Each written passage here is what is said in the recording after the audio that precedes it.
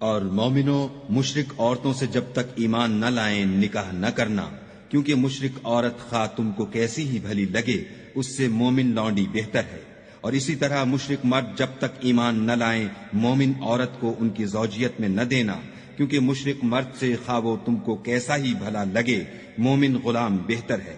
ये मुशरिक लोगों को दोज़ख की तरफ बुलाते हैं और खुदा अपनी मेहरबानी से बहिश्त और बख्शिश की तरफ बुलाता है और अपने हुक्म लोगों से खोल खोल कर बयान करता है ताकि नसीहत हासिल करें।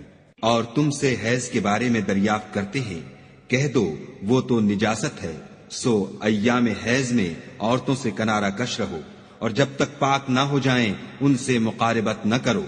हाँ, जब पाक हो जाएं तो जिस तरीक से खुदा ने तुम्हें इरशाद फरमाया है उनके पास जाओ। कुछ शक नहीं कि खुदा तौबा करने वालों और पाक साफ रहने वालों को दोस्त रखता है।